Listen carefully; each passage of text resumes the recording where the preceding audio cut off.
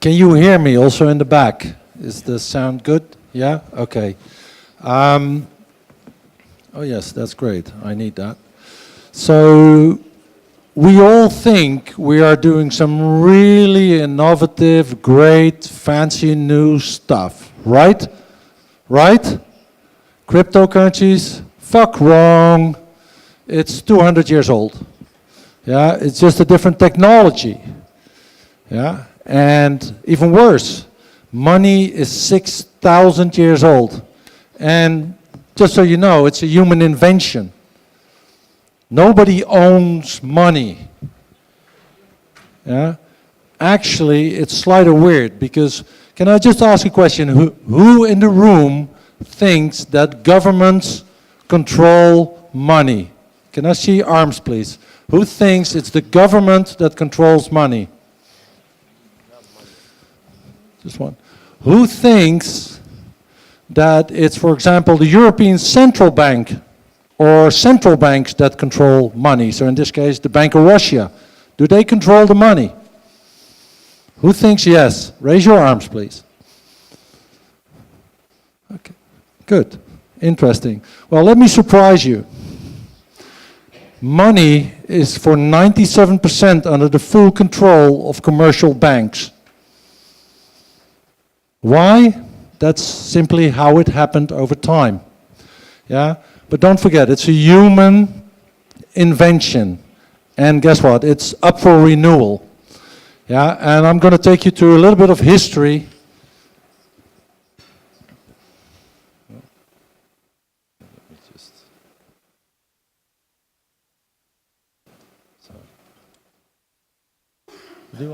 Sorry, can... is it? I don't think it's working, is it? It doesn't work? No, really. So this is technology, that's always the problem. Операторы, посмотрите, пожалуйста, почему кликер не работает. Все заработало, right? Oh, there it is. So what I want to do right now, yeah, I know it's after dinner, so I'm going to keep it light, yeah. I want to explain to you what is a community currency and how cryptocurrencies actually fit in as the fourth wave of cryptocurrencies, of community currencies. But if this is the fourth wave, why is it going to be right this time? So why is it going to be different? So I'm going to talk a little bit about what is different. And then I'll hopefully end up with the 3 pillars of success for any currency design, not just cryptocurrency. And I hope that's going to work for everybody.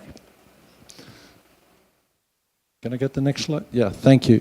So, community currencies, where do they come from? What is it? Actually, as I said, money is not state-owned. Money is not the sole right of commercial banks. Any person at any point in time can create its own currency. Yeah, and generally we like to do that in groups. Groups that have certain commonality. Yeah, like a purpose, a business, an industry, a region. Now the region is very important here because community currencies up till not that long ago always had to be regional, bound by technology and limitations of that. Yeah? But community currencies come in many shapes and forms. Yeah, the simplest form of a community currency is the stamp that you get with your local butcher for buying steak, and he rewards you for your loyalty. Yeah? The outside boundary of community currencies is legal tender. So that's rubles, euros, US dollars. Anything in between the stamp of the butcher and euro is a community currency. Yeah? So let me give you a few examples on how big community currencies are already in this world prior to cryptocurrency. Prior to cryptocurrency, we already had more than 100,000 loyalty schemes around the world. Yeah, more than 100,000. There's more than 15,000 local community currencies ranging from Brazil to Europe, Netherlands, into Asia, Japan, based on time banking systems or local exchange and trading platforms. And one that's probably most surprising, there's a barter industry, yeah, just exchanging goods for goods. That is worth today $80 billion in the current market. That is pretty big. Yeah? If you add up all these numbers, it's significant. To give you a real example of how big community currencies already are. In 2010, I was at Visa, and we were talking about how to revive the UK economy from its downside after the financial crisis in 2008. In the UK, on loyalty schemes altogether, was held 96 billion sterling in loyalty points. That equivalence of 8% of GDP of the UK. It could have really restored the UK economy in an instance if people started to issue that and use that currency as means of exchange. So, can I get the next slide, please?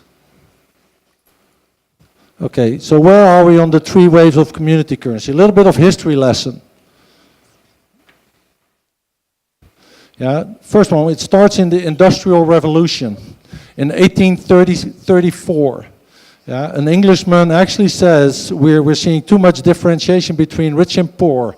The labor workers have too little rights, and they came up with labor notes. Now, obviously, he got them accepted in several marketplaces in Glasgow and in Manchester.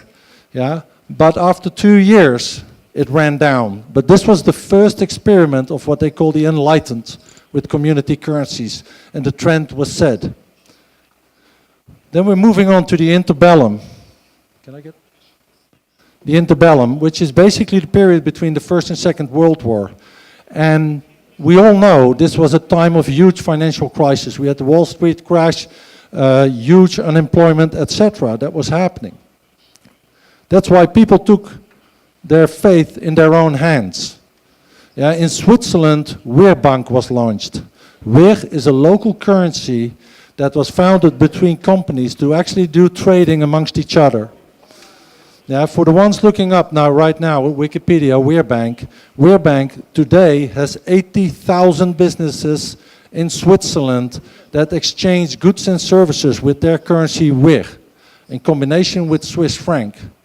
Yeah, it has a contribution, net contribution to the Swiss economy of over $3 billion a year. This is significant. Yeah, so when the Swiss franc goes up or down, their local currency, community currency, the Wehr, actually stabilize part of the net effect on their economy. So things change. So where are we? In the 3rd wave, we see personal computers, laptops, and the internet show up. So from physical money, paper notes, coins, etc., the community currencies moved on to the PC and to the bank cards. So we saw them in electronic forms. And we saw a rise. So in the 80s, we actually seen community currency grow from a single few experiments across the globe into several thousands of community currencies. There are a number of regions, for example, in Brazil and Argentina, that were basically bankrupt, introduced their own currency, set up an exchange platform, and they rebuilt a vital economy without the real or the Argentinian peso. Yeah. These economies are still existing. Some of these community currencies actually decline over time for the simple reason that the purpose is fulfilled and then the currencies disappear. Yeah. So what is really happening, yeah, when we talk about the 4th wave or the wave of cryptocurrencies? What is going on? What is driving this? What has changed? Now I'm going to make an analogy with you so that you understand what is really going on out there. So we all know mud streams, I think. Yeah. So we've seen the effect. Can I get? Yes. So a mud stream is basically a nature anomaly, yeah, that destroys a lot. Yeah. You see the disasters on television, yeah, whether it's in Europe, Africa, or anywhere else. It doesn't matter. It's always devastating for the people surrounding it. Now, what causes actually these mud streams to happen? Yeah, there is a simple thing, and that is human activity is the cause of the majority of mudstreams happening. Because humans, in their natural behavior, aim for efficiency. So we want to build more roads, so we can drive with more cars through the mountains, at the same time preferably. We are building skiing slopes, so we don't ski on our own in between the trees, but with hundreds or thousands of people at the same time from one mountain. Yeah? We grow one sort of corn in a region, yeah? And this deprives nature. This is what's happening. So what is the solution?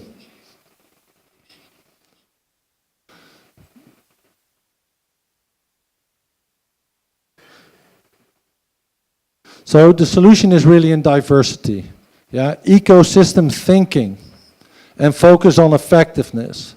Yeah? This will resolve the mudstream. Yeah? So now, from this analogy on how nature resolves itself, let's go back to our human world. Yeah? The human world that started off with the financial crisis in 2008. Yeah? So that was not the only crisis. That's maybe the crisis most of us has felt. But research shows that we had about 97 major banking crashes in 25 years. That's 4 a year, on average. Yeah, maybe you haven't noticed, but it's happening. Yeah, and 178 monetary crashes. So the Argentinian peso devaluating, the French franc devaluating, the German mark devaluating. Okay, I know they don't exist anymore, but it was always a monetary crisis. And guess what? We try to resolve that with more efficiency. So we move from all these small currencies into the euro, and the mudstream gets bigger and bigger in our world. But it's not everything. Yeah, if it was just financial, then it wouldn't be the biggest problem. But what we also suffer from is we have an aging population. Yeah, more between now, 2015, 2030, number of people above 60 will grow with 56%. That's huge. Who's going to pay for the health care? Who's going to pay for their pensions? Where's that money coming from? It's unaffordable. We all know this. There's more. Yeah. It's basically called robotics. Yeah? In a few years from now, 47% of the jobs in the West will be redundant because we're really good at delivering technology. Yeah? Who's going to pay for welfare? Of unemployment, what are the people going to do that lose their jobs? Where out is there? What value are they going to create for this society? Yeah? Taxes. Yeah, it's a big problem. We always think that let's solve this problem if we have too little money by raising taxes or cutting government expenditure. That's no longer a solution. The solution doesn't work because if you today in the Western world raise taxes with 1%, we lose 2 to 3% of GDP. So it doesn't make sense anymore. We're running to the limits of our system. The current system stops working. So, what is different with cryptocurrency? And this is not going to be horribly new for most of you, at least I hope. Yeah, but let's start with the first thing. There is a system failure in banking. I think I just clearly explained it, but to re-emphasize, yeah, we all know that we had the 2008 banking crisis, which was referred to as the credit crunch. Now, let me tell you the solution we found for the credit crunch. So we looked at $3,600 billion of debt, and you know what we did? We made it transparent and we made it $7,200 trillion of debt. So today we have 2 times more debt than in 2008 when we had the credit crunch. So failure or solution? Yeah. Second topic is We're dealing here with the biggest or close to biggest difference between rich and poor people. Yeah, people are unhappy. Poor people can't get rich anymore. They can't get true value out of life anymore. And they put to work day and night. This is a problem. Nature, environment, global warming. Who's going to pay in the Netherlands for higher dikes? Who's going to make sure that we restore the world for our children? Where is the investments in green energy going to come from?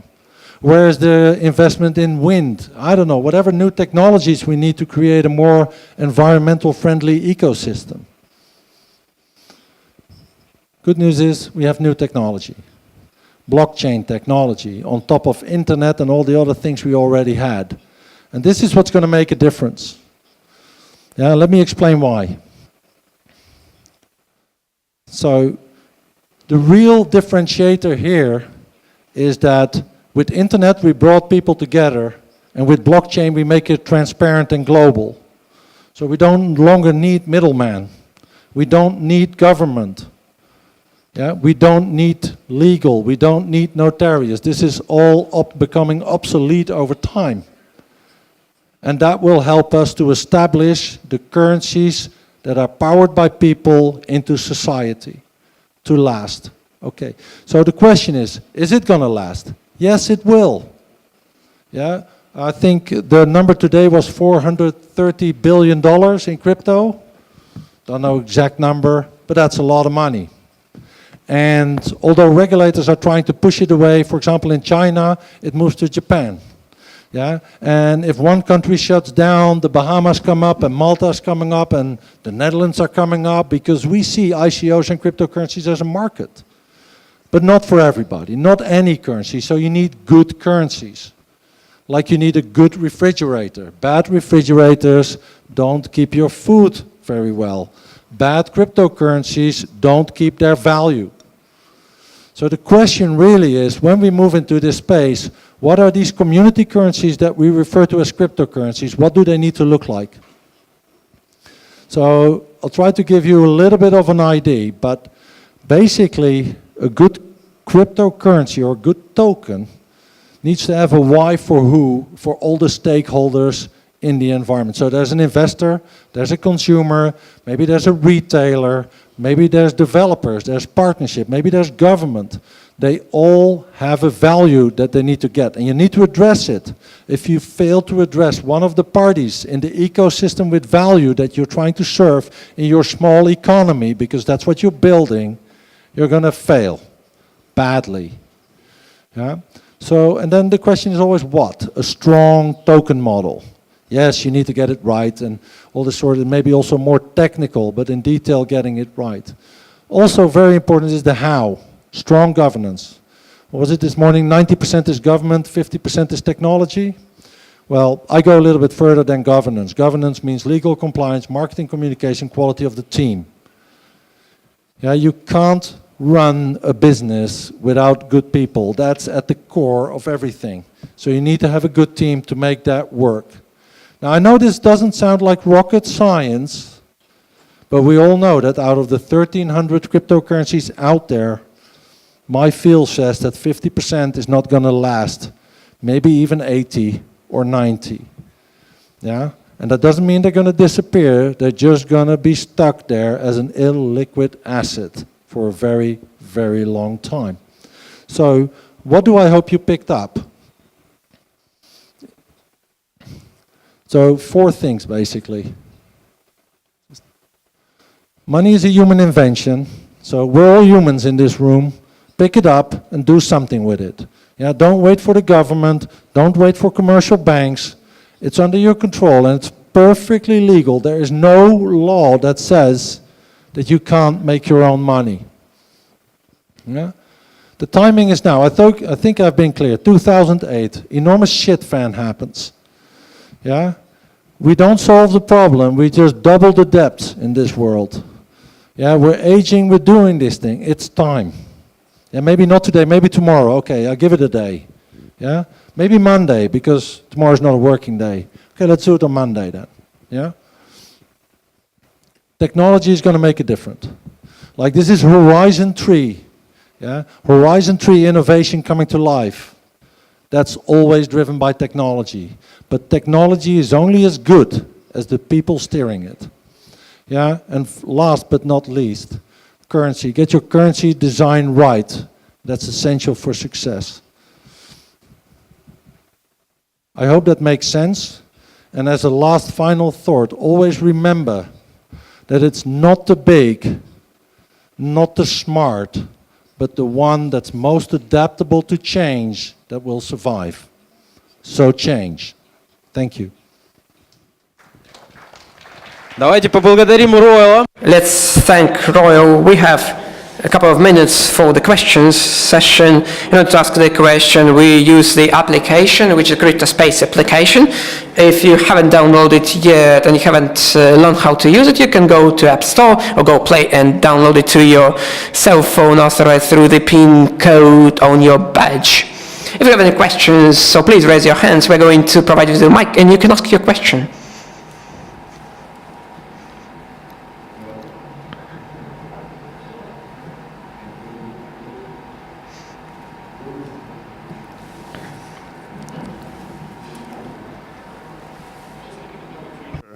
But there was like a phrase that we don't have a future if we don't remember the past. So just before the Bretton Woods Conference, there was a system that the gold was like equally to the fiat, right? And after that, there was a huge crisis in the world. Why don't you think that the Bitcoin or cryptocurrency is kind of gold and actually the better than gold? Why don't you think that it is possible in the future that there will be much more powerful crisis considering that fact? So just to be clear, why wouldn't there be a more powerful crisis than before? Because it will be like the whole our planet will be in this scenario. You mean based on cryptocurrencies, the crisis? Because it's better than gold, than a regular gold. Well, first of all, the financial crisis was already, so the global financial industry that we had in 2008, the sheer size was probably 10,000 times bigger than the current size of all cryptocurrencies together. So that's one thing. And if you look at the global economy, that's probably 100,000 times bigger than the cryptocurrency. So if cryptocurrencies fail, we're going to lose 100,000 piece of where we are. So I think it might be the global GDP. Well, maybe I don't like think in 20 years, for example. Oh, when cryptocurrencies are in 20 years from now. Okay, I would say that they're much bigger, but then in 20 years' time, we have more regulation, we have more experience, we have much more cryptocurrencies. We probably will have more asset-backed cryptocurrencies. So, backed up with gold, backed up with, silver or commodities, or backed up with green energy, solar energy, backed up with wind, with real assets that are tangible and delivering value for our economy. So, in the current situation, I don't know, but the euro is backed with jack shit, except for good promises from prime ministers and European bureaucrats. But I don't see, besides that, any value backed up behind the euro. This is causing, in my view, part of the distrust in legal tender. Yeah? This whole drive for efficiency, less currencies, more control, the big highway. I still remember very vividly, let's do the euro because it's going to be cheaper for everybody. That's an efficiency ruling. But what they forgot to say, that you can do less with the euro than you could do with the French franc or with the German mark, because it was losing purpose. It lost identity. So over time, when we look at the crypto market, if it's evolving, it will stabilize, it will become a fair share of the economy, but we have to be careful because it's still early days. So let's not make the lessons or the mistakes that we made in the past. So past mistakes on community currencies are, government just forbids them. That's a failure in history. Yeah? The only ones that didn't do it were the Swiss, and they are now benefiting from the wear in their economy, in their day-to-day life. Yeah, when the global market starts to complain about, oh, the Swiss franc is getting really expensive, they will now lose exports because they get expensive. They don't care because they have 80,000 businesses trading in wear locally, and that means that they have a local manufacturing and services industry. So that was failure number one, government interfering with something that the market could figure out themselves pretty easily.